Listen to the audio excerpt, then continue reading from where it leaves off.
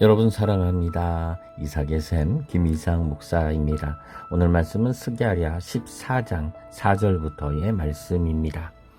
그날에 그의 발이 예루살렘 앞 곧 동쪽 감람산에 서실 것이요 감람산은 그 한가운데가 동서로 갈라져 매우 큰 골짜기가 되어서 산 절반은 북으로 절반은 남으로 옮기고 그 산 골짜기는 앗셀까지 이를지라. 너희가 그 산 골짜기로 도망하되 유다 왕 우시야 때의 지진을 피하여 도망하던 것 같이 하리라. 나의 하나님 여호와께서 임하실 것이요 그의 거룩한 자들이 주와 함께 하리라. 그날에는 빛이 없겠고 광명한 것들이 떠날 것이라. 여호와께서 아시는 한 날이 있으리니 낮도 아니요 밤도 아니라 어두워 갈 때에 빛이 있으리로다. 그날에 생수가 예루살렘에서 솟아나서 절반은 동해로 절반은 서해로 흐를 것이라. 여름에도 겨울에도 그러하리라. 아멘. 자, 오늘 말씀은 이 14장에서도 다시 그날이 바로 그 날이 다시 반복이 되고 있습니다. 우리가 13장에서도 봤었지만 그날, the day라고 하는 것은 바로 하나님의 날, 여호와의 날이라고 하는 것입니다. 다시 말하면 믿는 자들은 구원하시고 핍박하고 우상 숭배하던 자들은 심판하시는 바로 그 날이 올 것이다 라고 하는 거죠. 우리는 종종 그런 불평을 합니다. 왜 저런 악한 자들도 잘 삽니까? 왜 의로운 사람들이, 하나님 말씀대로 사는 사람들이 이런 질병에 걸리고 왜 힘들고 어렵게 살아갑니까? 라고 하는 질문을 종종 합니다. 참 어려운 질문이에요. 답하기가 참 어려워요. 그런데 한 가지는 분명합니다. 바로 그 날입니다. 그 날이 와요. 악한 자들, 잘 먹고 잘 사는 것 같고 불의하고 사기치고 핍박하던 그런 자들에게는 반드시 하나님이 심판하시는 날이 오고, 말씀으로 살려고 좁은 길을 가던 이들에게는 구원의 은혜가 임하는 그 날이 온다는 거죠. 여러분, 그 날을 믿으십니까? 우리 모두에게 바로 이 그날의 그 은혜가, 축복이 우리에게도 임하게 되기를 소망합니다. 악인들은 반드시 심판받는 날이 올 것입니다. 그 날이 옵니다. 그날에 그의 발이, 하나님의 발이죠. 밟아버리시는 그 발이 예루살렘 앞 동쪽 감람산에 서실 것이요. 보통 이 감람산은 하나님이 임하는 산 또는 메시아가 오는 곳으로 이제 생각을 합니다. 그 감람산은 한가운데가 동서로 갈라지고 매우 큰 골짜기가 생깁니다. 이 골짜기는 무엇을 위한 골짜기냐? 바로 5절에 나옵니다. 그 산 골짜기는 너희가 그 산 골짜기로 도망하기 위해서 열린 골짜기예요. 우시야 때의 지진을 피하여 도망하던 것처럼 이거는 우리를 구원하는 거죠. 도와주는 거죠. 지금 하나님이 그날에 오세요. 그리고 이 예루살렘, 사실은 여기에 수많은 불의와 이방인들이 막 둘러싸고 있는 어려운 곳이에요.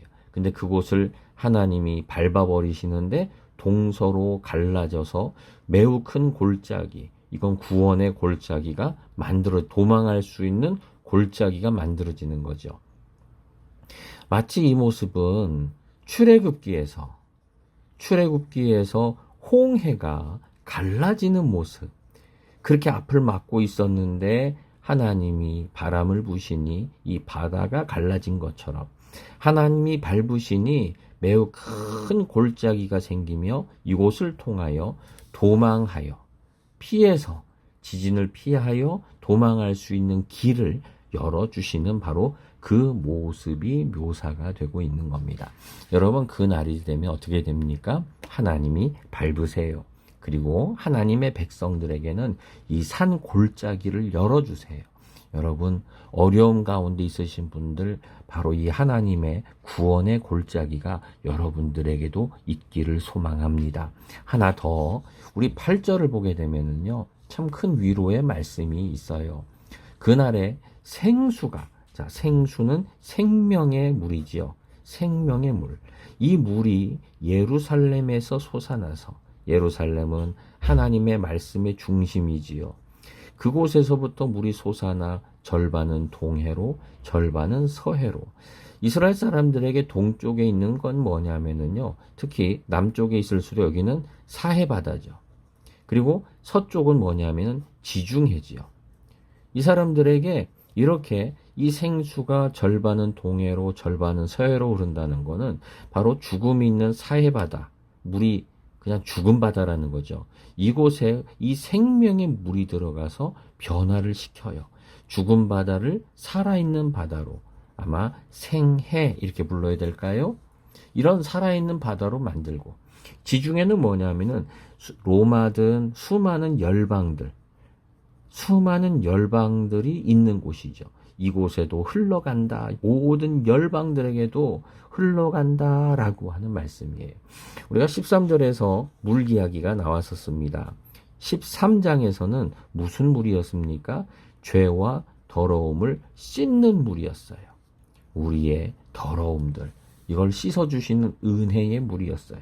근데 14장에서는 무슨 물입니까? 생수, 바로 생명의 물이지요. 소망합니다.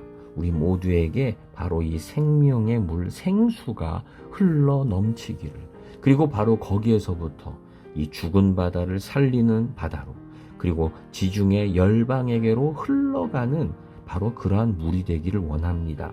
여러분, 바로 이 생수가, 말씀의 생명이, 하나님의 생명이 우리 가운데 임하시게 되면 죽어있는 것들도 살 것이요, 그리고 우리를 통하여 많은 열방들에게도 이 물이, 생명이 흘러가게 된다라고 하는 거지요. 소망하기는 오늘 어려운 가운데 있는 분들에게 이 생명의 강이, 생명의 물이 흘러가기를 소망합니다.